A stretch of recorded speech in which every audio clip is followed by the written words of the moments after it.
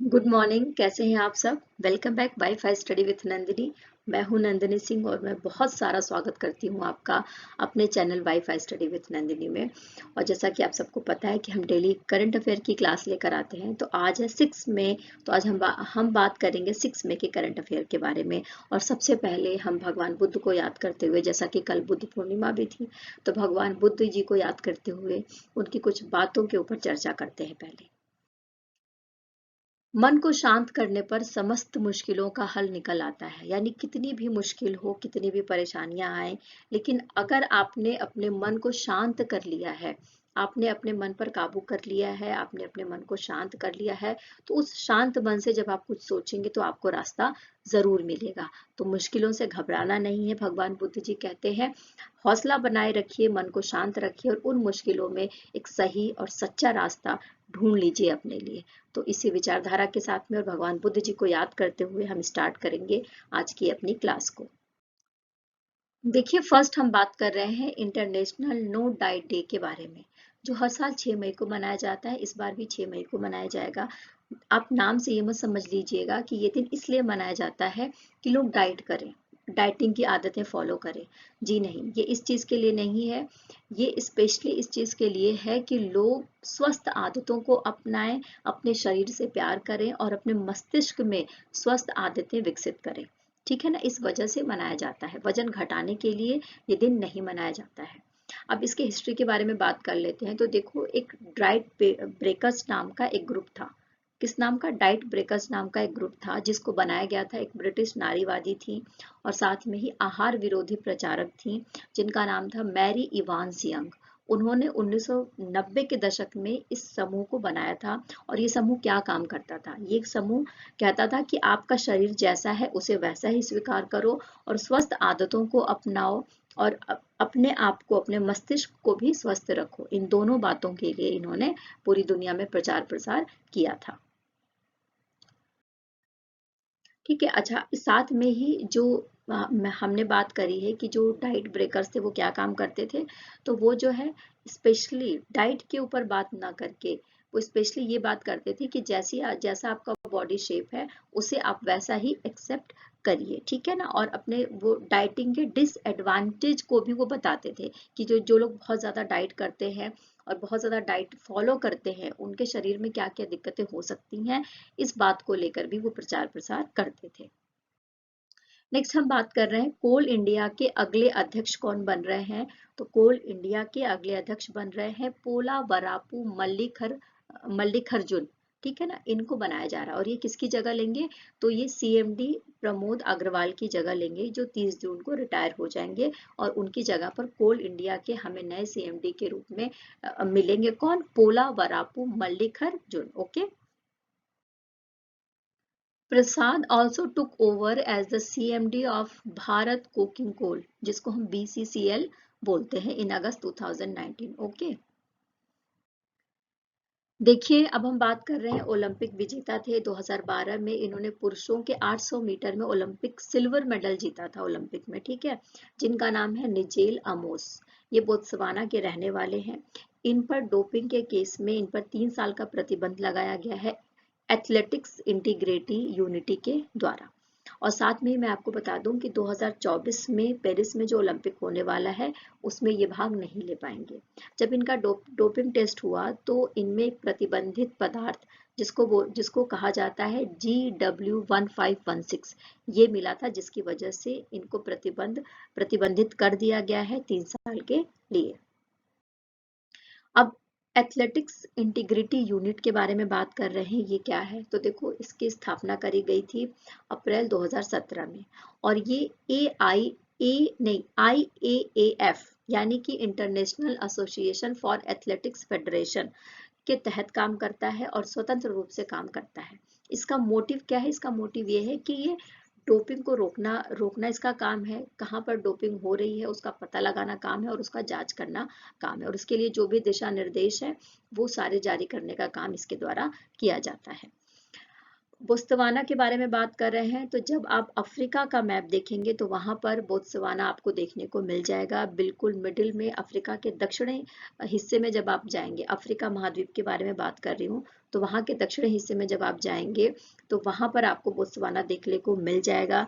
ये land lock country है, मतलब इसके चारों तरफ आपको लैंड ही लैंड मिलेगा, कहीं पर भी आपको सी, नदियां, इस तरह की चीजें नहीं मिलेंगी।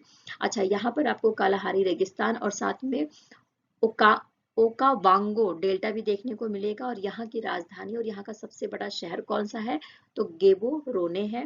राष्ट्रपति यहाँ पर कौन है, तो मुक स्वीसी मासी हैं। और साथ में ही यहाँ पर संविधान की जो स्थापना हुई थी वो 30 सितंबर 1996 में हुई थी। नेक्स्ट हम बात कर रहे हैं देवेंद्र फडणवीस के बारे में। हम सबको अच्छे से पता है कि महाराष्ट्र के उप मुख्यमंत्री हैं ये, ठीक है ना। तो ये मॉरिशस की यात्रा पर गए थे और वहां पर इन्होंने छत्रपति महाराज शिवाजी महाराज की जो प्रतिमा है उसका अनावरण किया है। ओके, अच्छा, साथ में ही समझौता भी किया गया है मॉरिशस और महाराष्ट्र के बीच में व्यापार को लेकर। और इस अवसर पर इन्होंने, यानी देवेंद्र फडणवीस ने, मॉरिशस का एक प्रोजेक्ट है, उसके लिए उन्होंने वहां पर एक बहुउद्देशीय हॉल बनाया जा रहा है मॉरिशस में, तो उसके लिए इन्होंने 44 मिलियन रुपए का अनुदान भी किया है और साथ में 10 छात्रों की छात्रवृत्ति देने की भी बात करी है। अगर मॉरिशस के बारे में बात करें तो यहाँ के प्रेसिडेंट कौन है, तो पृथ्वीवीर सिंह, पृथ्वी पृथ्वीराज सिंह, ठीक है ना। यहाँ के राष्ट्रपति कौन है, तो पृथ्वीराज सिंह रूपन। और प्राइम मिनिस्टर कौन है, तो प्रविंद्र कुमार जगन्नाथ है। और यहाँ पे करेंसी तो मॉरिशस रुपए यहाँ पर चलता है और यहाँ की कैपिटल क्या है, तो पोर्ट लुइस है। ओके, नेक्स्ट हम बात कर रहे हैं पटना हाई कोर्ट के बारे में। ये न्यूज हमने कवर करी थी कि बिहार में जाति आधारित जनगणना हो रही है, वहां की जो नीतीश सरकार की गवर्नमेंट है वो ऐसा करा रही है, ठीक है ना। लेकिन अब क्या हो रहा है, और ये बोला भी जा रहा था कि मई या जून तक ये जो डेटा है, जो कास्ट बेस्ड जो ये सर्वेक्षण कराया जा रहा है, जनगणना कराई जा रही है, ये पूरा डेटा आ जाएगा मई या जून तक, ठीक है। लेकिन इसी पर पटना हाई कोर्ट ने निर्देश जारी कर दिया है और राज्य सरकार की जाति आधारित जो सर्वेक्षण कराया जा रहा था उस पर तत्काल रोक लगाने की बात कही है, ठीक है। ऐसा क्यों किया गया है, क्योंकि पटना हाई कोर्ट में एक रिट जारी करा गया है इसके खिलाफ, है ना। तो उस जब तक उस याचिका पर आदेश नहीं आ जाता तब तक इस पर रोक लगा दी गई है। अब हम भारत में जनगणना के बारे में थोड़ी सी जानकारी ले लेते हैं।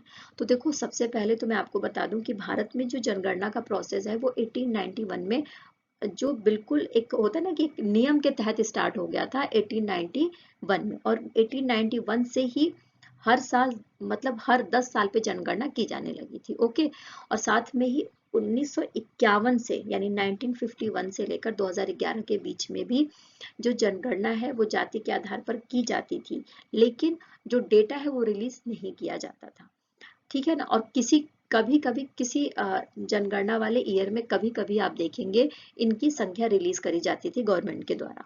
जैसे कि आप देखेंगे कि 2051 से लेकर 2011 तक के बीच में जो एससी और एसटी लोग हैं उनके आंकड़े दिए गए थे गवर्नमेंट के द्वारा। और 1931 तक जनगणना में जो जाति आधारित आंकड़े थे वो शामिल किए गए थे, है ना। और उसके बाद 1941 में जो जाति के आधार पर डेटा इकट्ठा किया गया था उसको प्रकाशित नहीं किया जाता था। तो हम इससे ये समझ लेते हैं कि कभी आंकड़े प्रकाशित किए गए हैं, कभी आंकड़े प्रकाशित नहीं किए हैं, कास्ट बेस्ड जो भी जनगणना हुई है। और साथ में ही हमारे देश में जो ओबीसी है, यानी जो पिछड़ा वर्ग है, उसकी उनके लोगों की संख्या के बारे में एग्जैक्ट कोई भी अभी तक सिर्फ अनुमान लगाया जाता है, एग्जैक्ट कोई भी डेटा उपलब्ध नहीं है। मंडल आयोग ने जब ओबीसी को रिजर्वेशन दिया गया था तो मंडल आयोग का गठन किया गया था। तो मंडल आयोग ने ये बोला कि हमारे देश में लगभग अन्य पिछड़ा वर्ग में 52% के लोग आते हैं। ओके, तो ये थोड़ी सी हमें जानकारी होनी चाहिए। The Patna High Court issued a direction ordering the state government of Bihar to immediately stop the caste-based survey. Bihar के बारे में बात करेंगे तो जब भी आप भारत का मैप देखेंगे तो भारत के उत्तरी हिस्से में बिहार आपको देखने को मिल जाएगा। और उत्तरी हिस्सा और जो उत्तरी पूर्वी हिस्सा है उसमें आपको देखने को मिल जाएगा। नेपाल से इसका जो बॉर्डर है वो शेयर होता है, साझा होता है। गंगा नदी यहाँ पर आपको दिख जाएगी क्योंकि गंगा नदी बिहार को विभाजित करने का काम करती है। इसका गठन किया गया था बिहार को 22 मार्च 1912 में। राजधानी पटना, मुख्य न्यायाधीश के विनोद चंद्रन है, मुख्यमंत्री नीतीश कुमार है। आधिकारिक पशु गौर, आधिकारिक पक्षी घरेलू गौरैया और आधिकारिक फूल यहाँ पर बाउहिनिया बेरीगाटा और आधिकारिक वृक्ष यहाँ पर पवित्र अंजीर। ओके, नेक्स्ट हम बात कर रहे हैं भारतीय बास्केटबॉल महासंघ के बारे में, जिसके जिसके प्रशासक के रूप में नियुक्त किया गया है कर्नाटक के पूर्व न्यायाधीश को। ठीक है ना, किसको नियुक्त किया गया है? कर्नाटक के पूर्व न्यायाधीश को। और ये इनके नाम की अनाउंसमेंट किसने करी थी? तो दिल्ली उच्च न्यायालय ने करी थी। अच्छा, अब ये थोड़ा जान लेते हैं क्या है। तो देखो, एक दिल्ली हाई कोर्ट में एक रिट दायर करी गई थी, ठीक है ना, एक याचिका दायर करी गई थी और उसमें ये बोला गया था, किसकी तरफ से दायर की गई थी? तो पौंडीचेरी बास्केटबॉल संघ की तरफ से। पौंडीचेरी बास्केटबॉल संघ की तरफ से एक याचिका दायर करी गई थी दिल्ली हाई कोर्ट में और ये बोला गया था कि जो भारतीय बास्केटबॉल महासंघ के प्रशासक हैं वो क्या काम कर रहे हैं? वो गलत तरीके से प्रत्याशियों का, यानी बास्केटबॉल के लिए जो खिलाड़ी सेलेक्ट किए जा रहे हैं नेशनल लेवल के लिए, उसका गलत तरीके से उनके नाम को नॉमिनेट कर रहे हैं, अनुचित तरीके से। तो इसीलिए दिल्ली हाई कोर्ट ने तुरंत इस पर आदेश दिया और कर्नाटक के उच्च न्यायालय के पूर्व जज हैं पी कृष्णा भट्ट, उनको तुरंत जो है भारतीय बास्केटबॉल महासंघ के प्रशासक के रूप में नियुक्त कर दिया गया है। देखिए, अब हम बात कर रहे हैं भारत और इजराइल के बीच में आर्थिक विकास को लेकर, साइंस के फील्ड में काम करने के लिए और एक औद्योगिक अनुसंधान के लिए, है ना, एक दूसरे का सहयोग करने के लिए एक एमओयू पर हस्ताक्षर किया गया है। यानी कि एक हाँ, एमओयू पर हस्ताक्षर किया गया। अब वो विषय कौन कौन से हैं जिस पर दोनों देश मिलकर बात करेंगे, समझौता करेंगे और एक दूसरे को आगे बढ़ाने के लिए कोशिशें करेंगे। तो देखिए, वो है एआई यानी आर्टिफिशियल इंटेलिजेंस के बारे में बात करा जा रहा है यहाँ पर। क्वांटम थ्योरी के बारे में बात करा जा रहा है। सेमीकंडक्टर्स, हेल्थ केयर, एरोस्पेस, टिकाऊ ऊर्जा और कृषि के फील्ड में जो तकनीकी विकास है, तकनीकी अनुसंधान है, रिसर्च है, नए विचार है, उनको बढ़ाने के लिए समझौता किया गया है। ठीक है, India and Israel have signed an MOU the cooperation of industrial research and development. Israel के बारे में बात कर रहे हैं तो आप एशिया का जब मैप देखेंगे तो एशिया के मैप में आपको भूमध्य सागर दिख जाएगा। तो भूमध्य सागर का जब पूर्वी हिस्सा आप देखेंगे तो पूर्वी मध्य में आपको इजराइल देखने को मिल जाएगा, जैसा कि आप मैप में भी देख सकते हैं। ठीक है, इजराइल का जो जेरूसलम है, जिसको यरूशलम भी बोलते हैं, उसका एक हिस्ट्री है यहूदियों, ईसाइयों और मुसलमानों को लेकर, और एक तरीके से इजराइल पवित्र भूमि मानी जाती है, इन तीनों धर्मों से रिलेट करती हुई है, जिसके बारे में हम वर्ल्ड हिस्ट्री में पढ़ते हैं। यहाँ पर आप देख रहे हैं तो तेल अवीव एक यहाँ का वित्तीय केंद्र है, फाइनेंशियल यहाँ का सेंटर है, जो आपको मैप में दिख रहा है, बिल्कुल भूमध्य सागर से सटा हुआ है। साथ में यहाँ की राजधानी क्या है? तो जेरूसलम है। आधिकारिक भाषा हिब्रू है और यहाँ पर अरबी को मान्यता प्राप्त भाषा है।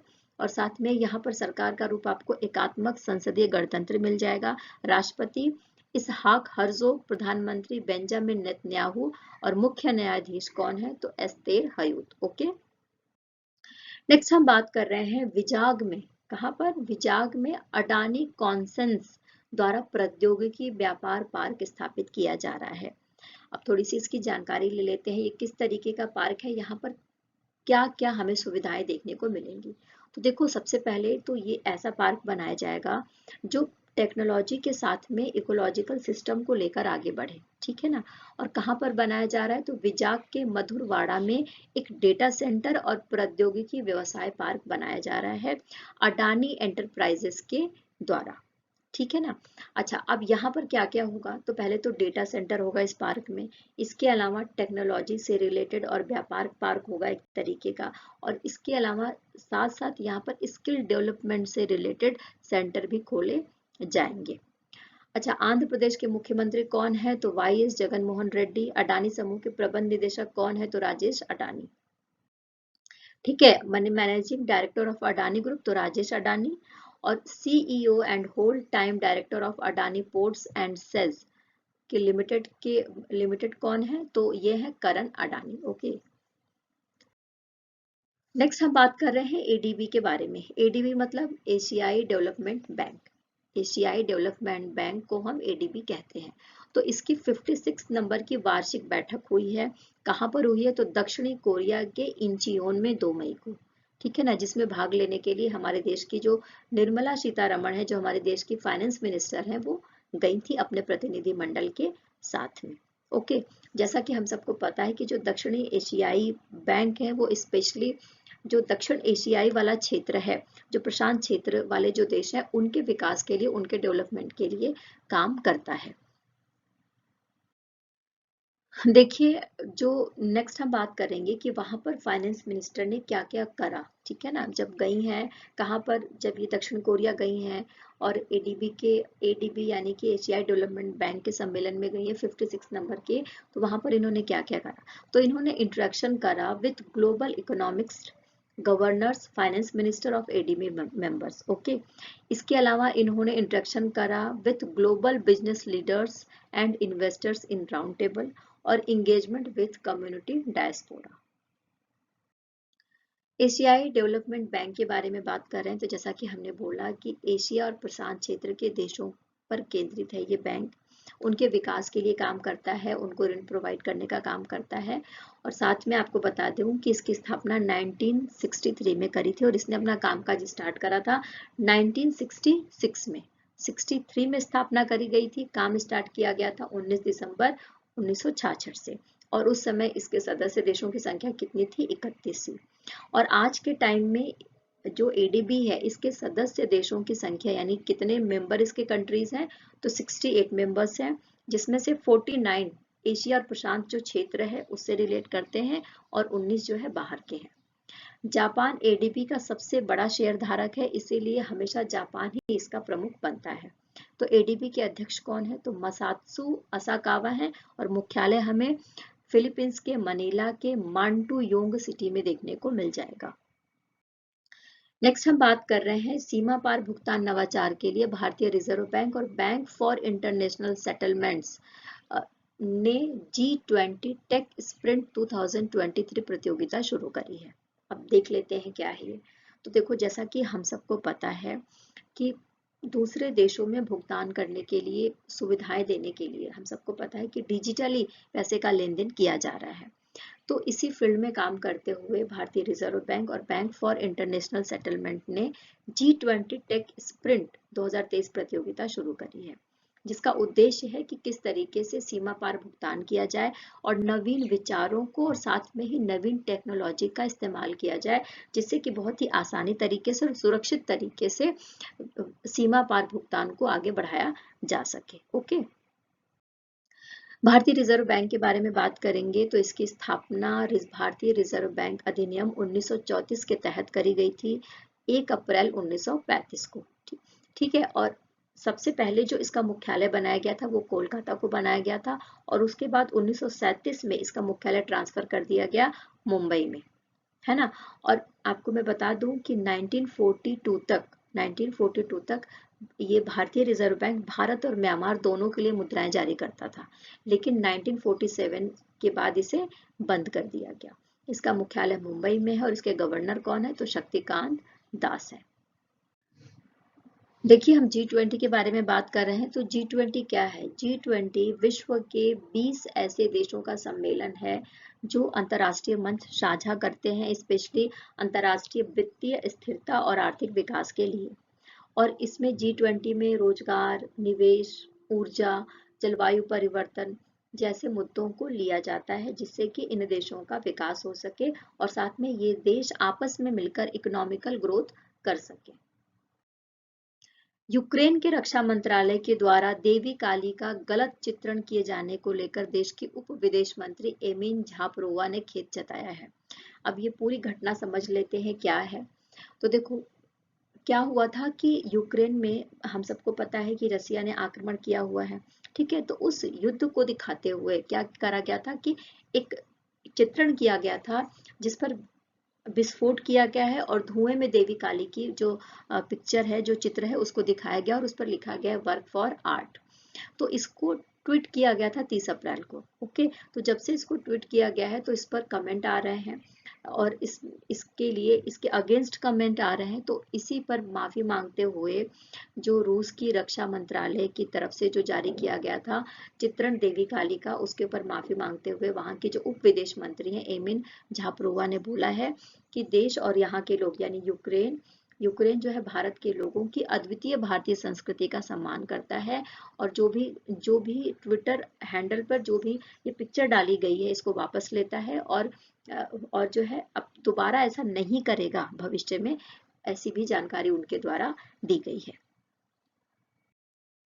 यूक्रेन के बारे में बात करें तो जैसा कि हम सबको पता है कि यूक्रेन जो है यूरोप में है। यूरोप महाद्वीप को आप देखेंगे तो आपको यूक्रेन देखने को मिल जाएगा। अच्छा, अगर क्षेत्रफल की दृष्टि से बात करें तो सबसे बड़ा देश रसिया है और रसिया के बाद दूसरे नंबर पर यूक्रेन आता है। यूक्रेन आपको निपर निपर नदी है वहां पर स्थित है, उसके किनारे पर स्थित है। इस यहाँ की राजधानी क्या है तो कीव है। आधिकारिक भाषा यहाँ पर यूक्रेनी बोली जाती है और यहाँ के राष्ट्रपति जैसा कि हम सबको पता है और काफी ज्यादा न्यूज में रहते हैं ये, तो वोलोडिमीर जेलेंस्की और प्रधानमंत्री डेनिस सेमहाल। मुद्रा क्या है तो रिवनिया है। क्या है मुद्रा? रिवनिया। नेक्स्ट हम बात कर रहे हैं भगवान राम की कहानी दिखाने के लिए पर्यटकों को आकर्षित करने के लिए उत्तर प्रदेश सरकार की डिज्नीलैंड की तर्ज पर अयोध्या में राम लैंड नामक एक थीम पार्क विकसित करने की योजना है। अब थोड़ा हम समझ लेते हैं।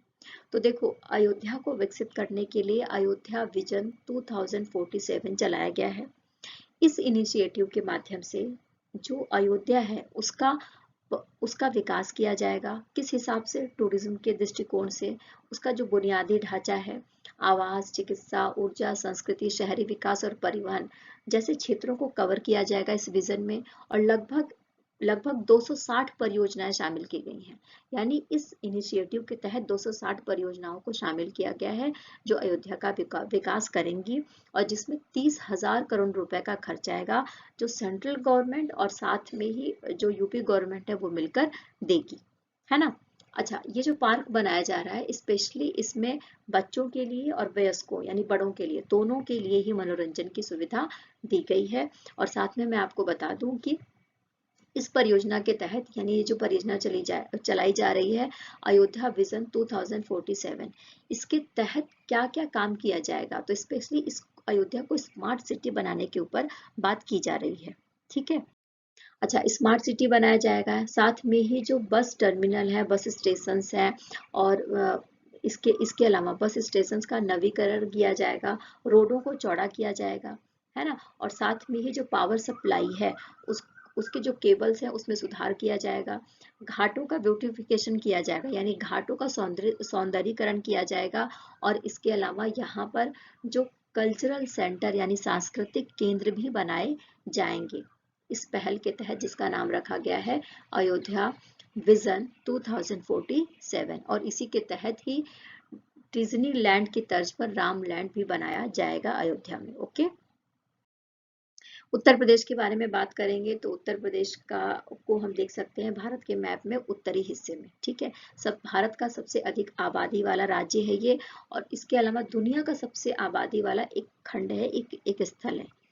इसकी स्थापना 1950 में करी गई थी। आधिकारिक तौर पर एक राज्य के तौर पर ये कब आया था तो 1950 में आया था सामने सबके। और साथ में ही मुख्यमंत्री योगी आदित्यनाथ हैं, राजधानी लखनऊ है, राज्यपाल आनंदीबेन पटेल हैं। राज्यसभा में यहाँ से 31 सीटें जाती हैं और लोकसभा में 60 सीटें यहाँ से जाती हैं। दुबई को ग्लोबल शतरंज लीग यानी जीसीएल ने विश्व की सबसे बड़ी और पहली फ्रेंचाइजी आधारित शतरंज लीग की उद्घाटन संस्करण के रूप में घोषित किया है। अब इसको थोड़ा समझ लेते हैं। तो देखो, हम सब देखते हैं कि कोई भी गेम होता है, ठीक है ना, तो उसको एक अंतरराष्ट्रीय फेम मिलता है। तो उसके लिए एक बाकायदा प्लानिंग होती है, उसके पीछे कई सारे जो संस्थाएं होती हैं वो काम करती हैं। तो इसी तरीके से शतरंज को भी विश्व स्तर पर पहचान मिले, विश्व स्तर पर लोग इसको समझें, लोग इसमें ज्यादा से ज्यादा लोग इसमें इन्वॉल्व हों। इन्हीं सब बातों को ध्यान में रखते हुए ग्लोबल शतरंज लीग यानी जीसीएल को पहली बार विश्व में पहली बार और सबसे बड़ी ग्लोबल शतरंज लीग का उद्घाटन किया जा रहा है। कहाँ पर? दुबई में, है ना। और आपको मैं बता दूं कि इस लीग के वेंचर कौन है, तो इस लीग के वेंचर है फाइड और टेक महिंद्रा, जिनके द्वारा ये पूरा ऑर्गेनाइज किया जाएगा, है ना। जैसा कि मैंने बता ही दिया कि इस गेम को बढ़ाने के लिए, लोगों को इस गेम के प्रति जागरूक करने के लिए और ज्यादा से ज्यादा लोगों को इन्वॉल्व करने के लिए ऐसा किया जा रहा है। अच्छा, इस अवसर पर जो दुबई में भारत के महावाणिज्य दूत हैं डॉक्टर अमन पुरी, 5 बार के विश्व शतरंज जो चैंपियन रह चुके हैं, जो फाइड के उपाध्यक्ष भी हैं, किसके? फाइड के उपाध्यक्ष भी हैं विश्वनाथन आनंद, जिनका नाम हम बहुत अच्छे से जानते हैं, वो भी इस समय उपलब्ध थे। ओके। संयुक्त अरब अमीरात के बारे में बात करेंगे तो आप मैप में देख सकते हैं, ईरान और सऊदी अरब के बीच में आपको यूएई यानी संयुक्त अरब अमीरात देखने को मिल जाएगा पश्चिमी एशिया वाले हिस्से में। यानी जब आप एशिया का मैप देखोगे, पश्चिमी एशिया वाले हिस्से में जाओगे तो वहां पर एक तरफ आपको सऊदी अरब दिख रहा है, एक तरफ ईरान दिख रहा है, ठीक है, और उसके बीच में आपको यूएई यानी संयुक्त अरब अमीरात दिख रहा है। साथ में ही आपको ये भी मैं बता दूं कि ओमान और सऊदी अरब के साथ सीमाएं साझा करता है, भौगोलिक सीमाएं जो इसकी हैं उसे साझा करता है। और इसके अलावा जो फारस की खाड़ी है, फारस की खाड़ी भी आपको यूएई के साथ में दिख जाएगी। यहाँ पर इस्लाम धर्म प्रमुख धर्म है और सबसे ज्यादा आबादी जो है सुन्नी मुस्लिम की है यहाँ पर। राजधानी अबू धाबी है, आधिकारिक भाषा अरबी है और सरकार का जो स्वरूप है वो क्या है, तो अर्ध संवैधानिक राजतंत्र यहाँ पर देखने को मिलेगा। राष्ट्रपति या क्राउन प्रिंस कौन है, तो मोहम्मद बिन जायद अल नाहयान। प्रधानमंत्री मोहम्मद बिन राशिद अल मखदूम और उपराष्ट्रपति कौन है, तो मोहम्मद बिन राशिद अल मखदूम और मंसूर बिन जायद अल नाहयान है। ओके। देखिए, अब हम नेक्स्ट बात कर रहे हैं, भारत का पहला अंतरराष्ट्रीय मल्टी मॉडल लॉजिस्टिक पार्क कहाँ पर बनाया जा रहा है, तो असम के जोगी घोपा में। देखिए, जो काम पहली बार होता है वो बहुत इंपॉर्टेंट होता है, एग्जाम के पॉइंट ऑफ व्यू से बहुत इंपॉर्टेंट होता है, एग्जाम में जरूर इससे क्वेश्चन फ्रेम होता है। तो सबसे पहली बात कि कहाँ पर बनाया जा रहा है अंतरराष्ट्रीय मल्टी मॉडल लॉजिस्टिक पार्क, तो वो बनाया जा रहा है असम के जोगी घोपा में। पहला क्वेश्चन हमारा बन गया। अच्छा, अब असम की यात्रा पर गए थे, इस लॉजिस्टिक पार्क की का जो काम हो रहा है इसको देखने के लिए कौन गया था, तो केंद्रीय बंदरगाह नौवहन और जलमार्ग मंत्री हैं, आयुष मंत्री हैं हमारे देश के, जिनका नाम है सर्बानंद सोनोवाल, ठीक है ना। वो इस पार्क के काम को देखने के लिए गए थे। जैसा कि आप मैप में भी देख सकते हैं, इस तरीके का पार्क बनकर तैयार होगा ये, जिसके ऊपर काम किया जा रहा है और बोला जा रहा है कि इसी साल जो है इसको खोल भी दिया जाएगा, इसको स्टार्ट भी कर दिया जाएगा।